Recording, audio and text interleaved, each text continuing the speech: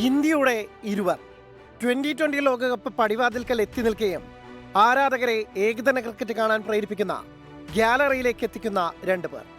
ന്യൂസിലാൻഡിനെതിരായ പരമ്പരയിലും കണ്ണുകളെല്ലാം രോഹിത് ശർമ്മ വിരാട് കോഹ്ലി ജോഡിയിൽ തന്നെ.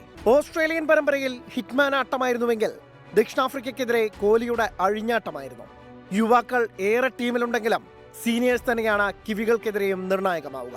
ക്യാപ്റ്റൻ ശുഭ്മാൻ ഗില്ലിന്റെയും vice captain Shreyas അയ്യരുടെയും മടങ്ങിവരവും കാണാം പരമ്പരയിൽ. 2020 ലോകകപ്പ് ടീമിൽ ഉൾപ്പെടുത്താത്തതിന്റെ ക്ഷീണം തീർക്കാൻ ഗില്ലിന് വമ്പൻ പ്രകടനം അനിവാര്യം. സെഞ്ചുറി നേടിയിട്ടും ഋതുരാജ് ഗെയ്ക്വാദിനെ ഒഴിവാക്കി തന്നെ ഉൾപ്പെടുത്തിയ തീരുമാനം ശരിയെന്ന് തെളിയിക്കണം ശ്രേയസ് അയ്യർക്കും. ഏകദിന ടീമിലെ സ്ഥാനം നിലനിർത്താൻ കിട്ടുന്ന അവസരം മുതലെടുക്കാൻ ഋഷഭ് പന്തും ശ്രമിക്കും. ടീമിലെ സ്ഥാനം ഊട്ടിയുറപ്പിക്കാൻ മുഹമ്മദ് സിറാജും കണ്ടറിഞ്ഞ് പന്തെറിയും. വഡോദരയിലെ നാളത്തെ ആദ്യ ഏകദിനത്തിന് ശേഷം 14-ന് രാജ്കോട്ടും 18-ന് ഇൻഡോറിലുമാണ് പരമ്പരയിലെ മറ്റ് മത്സരങ്ങൾ.